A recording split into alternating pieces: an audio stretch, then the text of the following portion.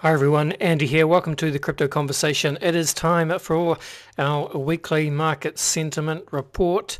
But before we do that, I need to tell you about our exciting new sponsor. Yes, because with market volatility so high and the expected returns for stocks and bonds so low at the moment, I tend to agree with the analysts at JP Morgan who have declared that alternative assets are no longer optional. And that, my friends, is good news for platforms that provide access to the top alternative asset classes like Masterworks. Yes, indeed, Masterworks.io has solidified itself as the platform for investing in contemporary art. And Masterworks is on a mission to democratize art investing, which is a 1.7 trillion asset class. How do they do this? Well, Masterworks is the first platform to make it possible to purchase shares that represent an investment in multi-million dollar blue chip artworks from the likes of Banksy, Kaws, Basquiat, all at a price point tailored to you. And since 2017, Masterworks has sold a number of these iconic artworks, each returning over 30% net IRR to investors. Now, legally, I have to follow that with past performance is no guarantee of future results. But if you want to get in early, go to masterworks.art/crypto-conversations to skip the waitlist. That's masterworks.art/crypto-conversations. And you can see important Regulation A disclosures at masterworks.io.cd. All right. And now it is on with the show. Alright team, so look, as always, you can listen to this as a regular podcast on Apple or Spotify, but I am just going to have a few tweets and so on that I'm going to show off today. Turn the video on so you can watch this on the Brave New Coin YouTube channel if you so desire. Really just going to jump through a couple of data points and look at some of the headlines out of Bitcoin 2022, the big conference that happened at the end of last week, and just see what we think, really. So it is Monday here in New Zealand, Sunday the rest around most of the rest of the world, and so just a nice way to kick off the week, I reckon. So if we start at bravenewcoin.com, our old mate, the Bitcoin Liquid Index, the BL X, is showing Bitcoin at just a touch over 42,000 US at the moment. Ethereum on the ELX, the Ethereum Liquid Index, just a touch under 3,200 at the moment. All right, so now I said we'll just run through some of the kind of, I suppose, the talking points, the headlines that came out of the big Bitcoin 2022 conference. I like this as a headline. So Forbes have reported that Peter Thiel, well-known controversial VC guy, founder of Palantir, Peter Thiel, he spoke at the Bitcoin conference, and in his speech, he referred to Warren Buffett as the sociopathic grandpa from Omaha, which I thought was quite catchy, wasn't it? So Peter Thiel, as well as calling Mr. Buffett a sociopathic grandpa from Omaha, Bitcoin's enemy number one enemy of Bitcoin is Warren Buffett, according to Peter Thiel. Peter Thiel also took aim at JP Morgan's Jamie Dimon and BlackRock's Larry Fink. So he's basically saying that, some of these big guys, heads of the biggest banks and investment banks in the world, they're slowing Bitcoin's progress down, if not actively trying to oppose Bitcoin, according to Mr. Thiel. And he really, the way that Mr. Thiel framed this, because he had a slideshow, of course, and he used the word gerontocracy. And now I'm a pretty literate guy, but I did have to look this word up. You get the idea of what Mr. Thiel is saying by listening to his speech. But a gerontocracy because I did look it up here. A gerontocracy is a form of oligarchical rule in which an entity is ruled by leaders who are significantly older than most of the adult population. Yeah, so that's basically the boomers. The boomers are in charge still of the world, really, and the boomers are holding us back, and the boomers are holding back Bitcoin. There's your headline: boomers are holding back Bitcoin. Thank you, Mr. Peter Thiel. All right, let's move on. Samson Mao, former head of strategy, of course, at Blockstream. He had an announcement. He started a new company. It's all about nation-state Bitcoin adoption. The company is called Jan3, I believe, and that is a reference to the date that the Bitcoin blockchain first went live, January the 3rd. And if you are watching here on YouTube, how about that for a business card? Pretty cool business card. So the business card literally just says Samson Mao, nation state Bitcoin adoption. Doesn't get much better than that. Nation state Bitcoin adoption. Kind of rolls off the tongue, sorry, but it looks excellent on a business card. So as part of his presentation at Bitcoin 2022, Samson was kind of framing his new efforts to encourage nation-state Bitcoin adoption. And so he gave an update, and he said really that Bitcoin is now a legal tender in Roatan, Honduras, and Madeira in Portugal. And now a Mexican senator also wants to make it legal in Mexico. So speaking at the conference, Mr. Mao named 3 new jurisdictions that I've just mentioned that will be adopting or proposing to adopt a Bitcoin as a legal tender. So the first one is that Caribbean island Roatan, part of Honduras, and the second one is Madeira, which is in Portugal. And in Portugal and Madeira, the president there said that individuals in Madeira are not going to be subject to capital gains taxes when buying or selling a Bitcoin. And finally, the third one, in Mexico. So interesting. I mean, no sort of earth-shattering announcements there, but I just think it's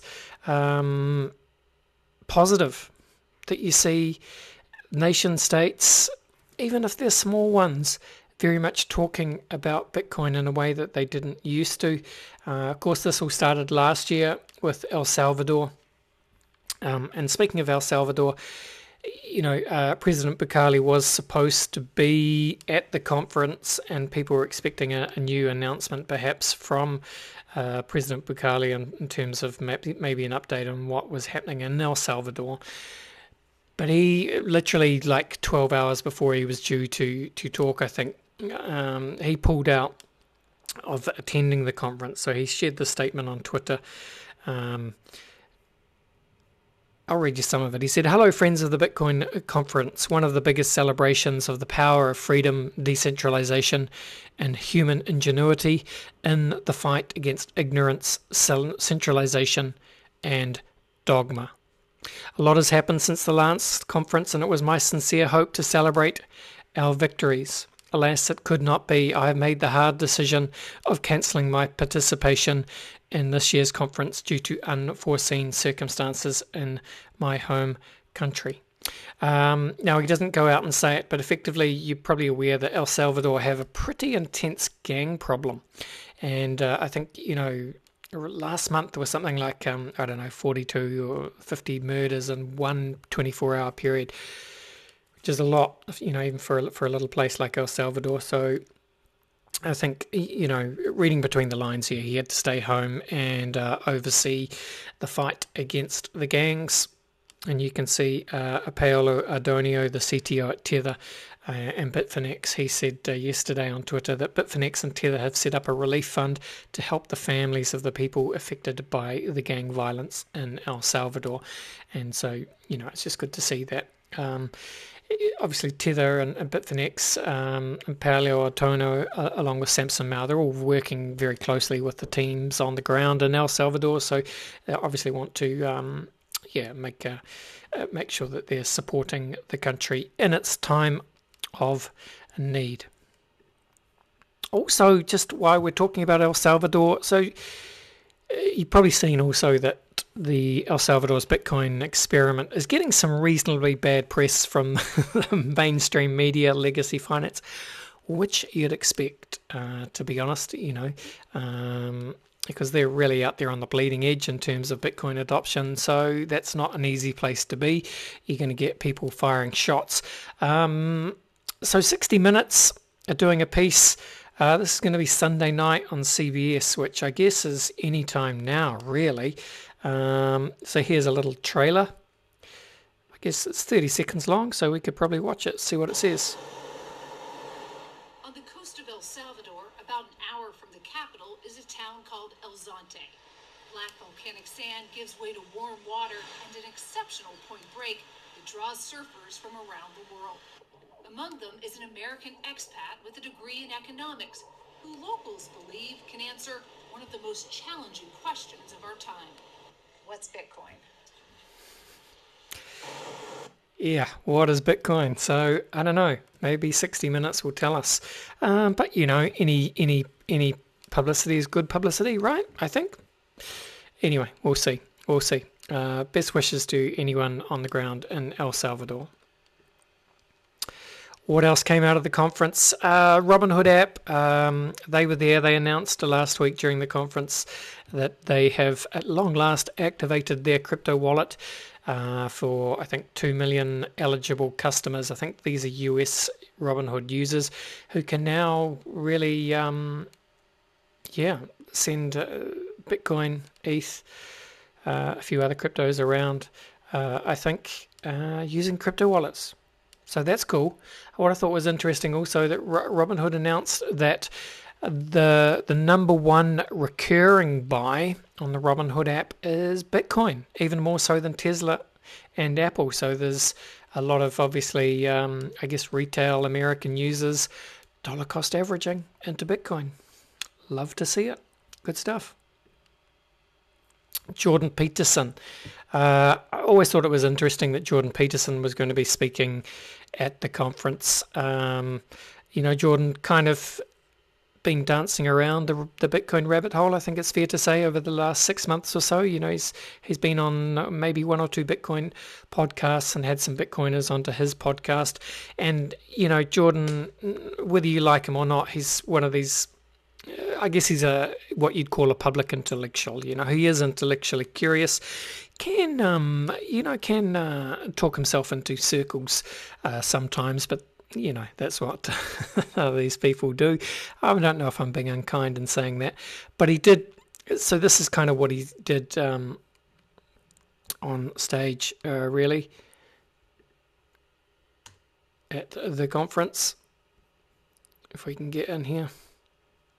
So basically the headline is, Mr. Peterson cautioned against unbridled enthusiasm during his Bitcoin 2022 fireside chat. He said he's not pessimistic and not necessarily critical, but he's wary of the unintended consequences of decentralization. So he's effectively just playing devil's advocate for which is what he likes to do, and I don't think that's a bad thing. So no breaking news or incredibly exciting announcements. But again, I just think it's incredibly positive that people like Mr. Peterson, who obviously has a massive audience, Bitcoin. They're talking about Bitcoin. Bitcoin is front and center in the mind space. And as we know, once you start to get interested in Bitcoin, it's hard to stop. Okay, Jack Mallers, of course, he had a number of announcements, primarily around Strike announcing their Shopify integration, thanks to partnerships with NCR and Blackhawk, the payments tech. So that is going to bring effectively Bitcoin Lightning payments to a whole heck of a lot of major merchants in the US that are on Shopify. So again, I kind of see this as the same thing. It's like people were like, yeah, Jack Mallers, he's going to have a massive announcement, another nation state. But no, it's not really that. It's just payment rails, and it's kind of cool because it's like it's helping Bitcoin kind of become that payment rails network that Bitcoin was originally intended to be. Fast, instant, cheap payments anywhere in the world between anyone, and that's what the Lightning Network enables. And so I think that's cool, and it's cool to do it on with platforms like Shopify. So good on you, Jack. Again, nothing earth shattering, but just more progress. All right, so that's kind of it on the conference, really. I mean, there were a lot of other people speaking as well. Could be here all day if we really wanted to dig into it all, but those are kind of the highlights for what it's worth. And I just think, it's all good. Okay, this was quite good as well. Got the actual story here. Tesla, Block, and Blockstream are teaming up to mine Bitcoin using solar power in Texas. So it's Blockstream and Jack Dorsey's company, which is called Block, used to be called Square. They're breaking ground on a solar and battery-powered Bitcoin mine in Texas using solar and storage technology provided by Tesla. So I think it's great that Tesla, I guess, Elon Musk has got to be behind this. He wouldn't let them do it otherwise. Experimenting with 100% renewable energy powered, or green energy, if you like, from solar and batteries, using solar and storage technology by Tesla. So, of course, if this all works, they'll scale it up, and then they'll look to scale it up in other places around the world. So, just great to see, Blockstream, Block, and Tesla all working together on this. Good stuff. Oh, and they're going to have the dashboard. They're going to make the dashboards publicly, I believe, as well. So you really people will be able to see whether it is, economically, whether it makes sense or not, and how much energy it uses, all that good stuff. So fantastic. Can't wait. This was also came out of the conference. Crypto.com, who are a big sponsor, of course, of everything from the Formula One. Did you watch the Formula One yesterday? I did. So congratulations to Charles Leclerc from Ferrari. He won the F1. Crypto.com, you can't miss their branding all over the F1. Same with the UFC. So Crypto.com, big sponsor of the UFC, and now they're doing this cool thing where they pay Bitcoin bonuses to UFC fighters on all the big pay-per-view cards. So I think the way it works is viewers can go to Crypto.com and then they vote on the top 3 fighters that you want to get Bitcoin bonuses. So there was a UFC yesterday, and here you go. So the Crypto.com fan bonus of the night picks Kazmat Chimaev, Alexander Volkanovski, and Peter Wan. They got 30k, 20k, or 10k worth of Bitcoin because viewers, the fans, got to vote on it. So that's good stuff. Just more visibility for Bitcoin and for crypto. All right, that's it really. Just to end on this, did you see the Bitcoin bull at Bitcoin 2022? So this, of course, famously is the Wall Street bull, and this is the upgraded Bitcoin bull. Very very digital and technical, pretty cool looking bull. Yeah. So all right, there you go. That was it. Really, just a quick run through some of those headlines. So in conclusion, nothing earth-shattering or market-changing out of Bitcoin 2022, but it was a massive conference, thousands and thousands and thousands of people there, a lot of speakers, no major earth-shattering announcements, but just goes to show adoption is happening. And I think that's it really. All right. Thanks for listening, team. Don't forget to subscribe to the Crypto Conversation in whatever podcast app you are using, or subscribe to the YouTube channel if you're watching here on YouTube. That's it. See you in a day or two probably with the next podcast. Thanks for listening. Bye for now. This was the Crypto Conversation for Brave New Coin. See you.